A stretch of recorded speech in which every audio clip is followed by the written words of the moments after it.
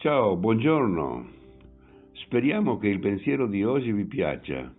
Non dimenticate di lasciarci i vostri commenti, scriveteci da dove venite, da dove ci ascoltate e se avete dei suggerimenti vi ascoltiamo. Pensiero del giorno, martedì 16 settembre. Agire con saggezza. Prego che la vostra carità si arricchisca sempre più in conoscenza e in ogni genere di discernimento, perché possiate distinguere sempre il meglio. Lettera ai Filippesi, capitolo 1, versetto 9. Una delle prime cose che San Paolo chiede al Signore nell'indirizzarsi ai Filippesi è una crescita progressiva nell'amore. Si tratta ovviamente dell'amore che essi hanno ricevuto da Dio con il battesimo e che li spinge a mettere in pratica l'insegnamento di Cristo, in modo particolare quello dell'amore del prossimo. L'Apostolo chiede per i Filippesi un amore sempre più ricco di conoscenza e di luce, in modo da saper discernere di volta in volta quello che è meglio, quello che piace di più al Signore. Nella vita di ogni giorno il cristiano si trova a dover affrontare tanti problemi. Sono problemi personali, della vita di coppia e di famiglia, del lavoro, dell'uso dei beni, dei rapporti con gli altri, eccetera. A volte sono problemi complessi e delicati.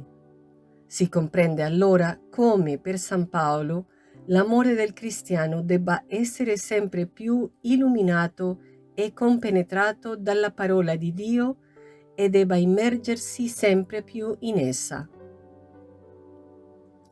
Con il discernimento, l'Apostolo sembra riferirsi ai problemi e alle situazioni concrete, viste nei loro vari aspetti e risvolti con un'attenzione tutta particolare alle persone che vi sono coinvolte.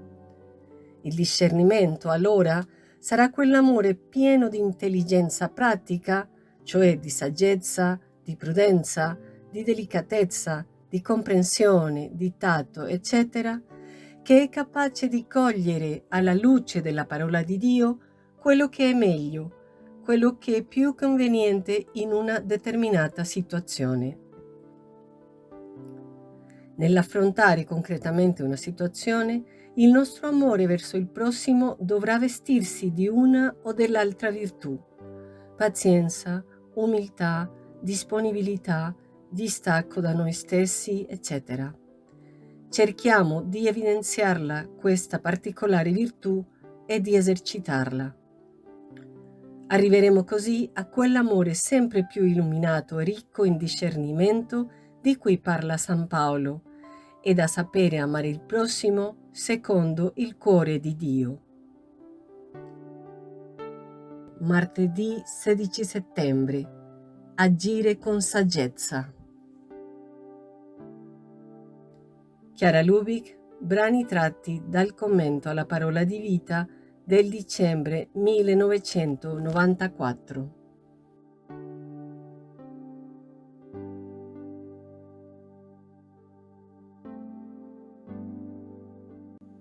Parola di vita settembre 2025. Rallegratevi con me perché ho trovato la mia pecora, quella che si era perduta. Vangelo secondo Luca, capitolo 15, versetto 6. Non dimenticate di lasciare un like se vi piace e di abbonarvi e di consigliarlo a qualcuno. Ottimo, vi aspettiamo anche domani.